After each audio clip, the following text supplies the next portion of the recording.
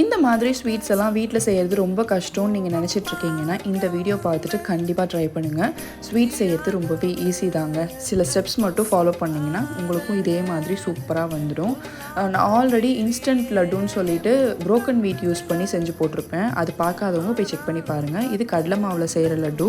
இதுக்கு ஃபஸ்ட்டு நான் 1.5 கப் கடலை மாவு எடுத்துக்கிட்டேன். அதில் கொஞ்சமாக ஆயிலு, பேக்கிங் சோடா, கொஞ்சமாக உப்பு, தண்ணி இந்த அளவுக்கு சேர்த்துட்டு இந்த மாதிரி ஃப்ளோயிங் கன்சிஸ்டன்சியில் இருக்கணும். ரொம்ப திக்காகவும் இருக்கக்கூடாது, ரொம்ப தண்ணியாகவும் இருக்கக்கூடாது. அந்த அளவுக்கு மாவை கரைச்சிட்டு எண்ணெயில் நம்ம ஃப்ரை பண்ணுவோம்ல அந்த கரண்டியில் பூந்தி பொரிச்சிங்கனாலும் ஓகே தான். இல்லை நீங்கள் பிகினர்ஸாக இருக்கீங்கன்னா இந்த மாதிரி பஜ்ஜி மாதிரி போட்டுக்கிட்டிங்கனாலும் ஓகே தான்.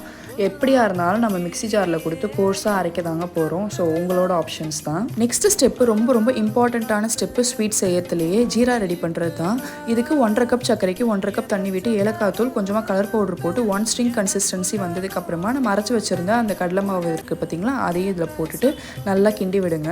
இது கொஞ்சம் லைட்டாக திக்கன் ஆகி வரும்ல, அந்த ஸ்டேஜில் உங்களுக்கு தேவையான அளவு நெய் ஆட் பண்ணிக்கோங்க. உங்களுக்கு நெய் எவ்வளோ வேணுமோ அந்த அளவுக்கு ஆட் பண்ணிக்கோங்க. நெய் எவ்வளோ ஆட் பண்ணுறீங்களோ அந்த அளவுக்கு டேஸ்ட் நல்லாயிருக்கும். அதுக்கப்புறமா வெள்ளரி விதை இல்லைன்னா பூசணி விதையும் போட்டுட்டு கேஸை ஆஃப் பண்ணிட்டு ஒரு பாத்திரத்துக்கு ட்ரான்ஸ்ஃபர் பண்ணிக்கோங்க. கை பொறுக்கிற சூடு இருக்கும் போதே கண்டிப்பாக உருண்டை பிடிச்சிருங்க. ஆறுச்சுன்னா உங்களுக்கு பூந்தி ஆகிடும், உங்களால் உருண்டை பிடிக்கவே முடியாது. Colour powder completely optional. உங்களுக்கு வேணான்னா கண்டிப்பாக ஸ்கிப் பண்ணிக்கோங்க. இந்த ஸ்டெப்ஸ் எல்லாத்தையும் ஃபாலோ பண்ணி ட்ரை பண்ணி பாருங்கள். கண்டிப்பாக லட்டு சூப்பராக வரும்.